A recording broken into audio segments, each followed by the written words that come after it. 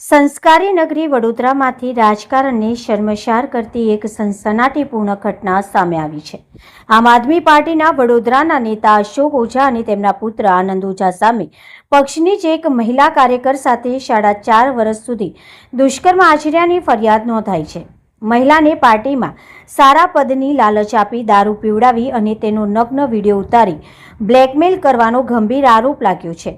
એટલું જ નહીં, આ ગંદા ખેલમાં નેતાની પત્ની અને પુત્રીએ પણ પીડિતાને ધમકી આપી હોવાનું સામે આવ્યું છે। હાલ કપુરાઈ પોલીસે ગુનો નોંધી મુખ્ય આરોપી અશોક ઓઝાની ધરપકડ કરી લીધી છે। જોઈએ આ અંગેનો અમારો ખાસ અહેવાલ। વડોદરામાં રાજકારણના ઓઠા હેઠળ મહિલાઓનું શોષણ થતું હોવાનો વધુ એક ચોંકાવનારો કિસ્સો પ્રકાશમાં આવ્યો છે। આમ આદમી પાર્ટીના નેતા અશોક ઓઝા અને તેમના પુત્ર આનંદ ઓઝાએ પક્ષની જ એક મહિલા કાર્યકરને પોતાની હવસનો શિકાર બનાવી છે। પીડિત મહિલાનો આરોપ છે કે તેને પાર્ટીમાં ઉચ્ચ હોદ્દો અને પદની લાલચ આપી ને પિતા પુત્ર 4.5 વર્ષ સુધી અવારનવાર દુષ્કર્મ આચર્યું હતું। હદ તો ત્યારે થઈ જ્યારે પિતા પુત્રે મહિલાને બળજબરીપૂર્વક દારૂ પીવડાવીને તેનો નગ્ન વિડીયો ઉતારી લીધો અને ત્યારબાદ શરૂ થયો બ્લેકમેલિંગનો સિલસિલો। પીડિતાનો આક્ષેપ છે કે આ માત્ર પિતા પુત્રનો જ ગુનો નથી, પરંતુ આખો પરિવાર મળીને તેને માનસિક અને આર્થિક રીતે પણ તોડી નાખી છે। અશોક ઓઝાની પત્ની મોટી બેન ઓઝા અને પુત્રી ખુશી ઓઝાએ પણ પીડિતાને મોઢું બંધ રાખવા માટે જાનથી મારી નાખવાની ધમકીઓ આપી હતી। આ ઉપરાંત પીડિતાને નવું મકાન અપાવવાના બહાને આ ઠગ પરિવારે તેની પાસેથી રૂપિયા 20 લાખ પણ પડાવી લીધા હોવાનો આક્ષેપ છે।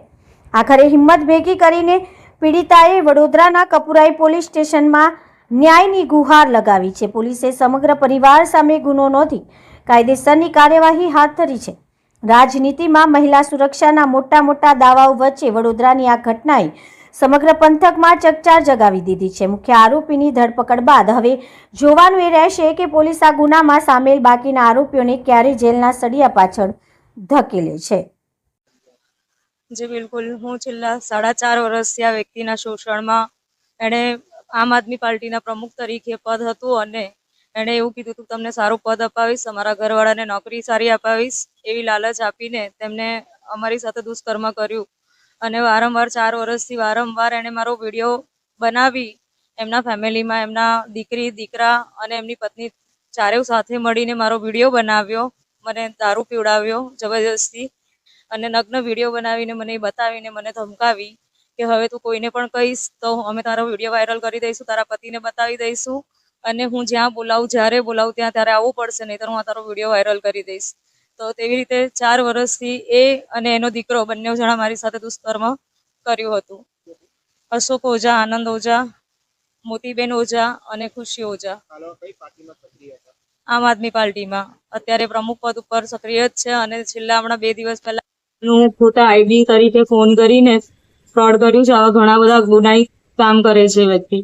4.5 વર્ષથી આ માણસ મને આવી રીતે બ્લેકમેલ કરતો હતો। મારી પાસેથી 20 લાખ રૂપિયા પણ લીધા મકાન અપાવવાના બહાને અને 20 લાખ પણ પડાવી લીધા અને આવો વિડીયો બનાવીને મારી સાથે વારંવાર આવી રીતે દુષ્કર્મ કરતો હતો।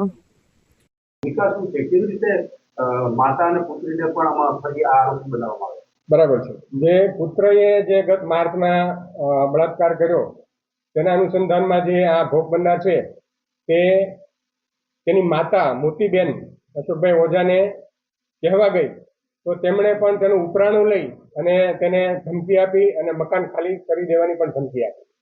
ઘણા સમયથી પુત્રી અને માતાની પુત્રી છે તે તેના પિતાની સાથે આ જે ભોગ બનનાર છે તે વાત કરે તે રીતે અવારનવાર તેને ફોન કરતી અને પૈસાની પણ માંગણી કરતી।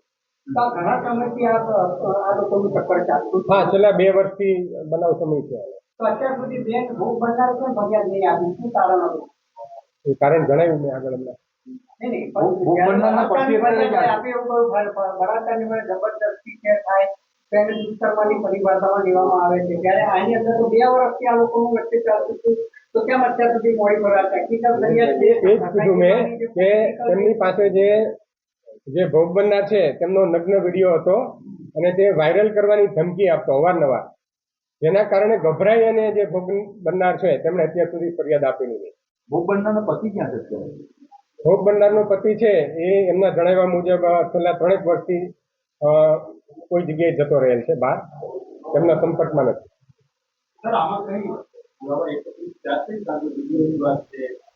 ગઈકાલે ગુનો દાખલ થયો છે, તપાસ ચાલુ છે. આરોપીઓ વિરુદ્ધ તમામ પુરાવા એકત્ર કરવામાં આવશે. હવે આગળનો શું પ્રોસેસ સાહેબ? આરોપીના રિમાન્ડ મેળવી અને જે બાકીના આરોપીઓ છે તેમની પણ ધરપકડ કરવામાં આવશે.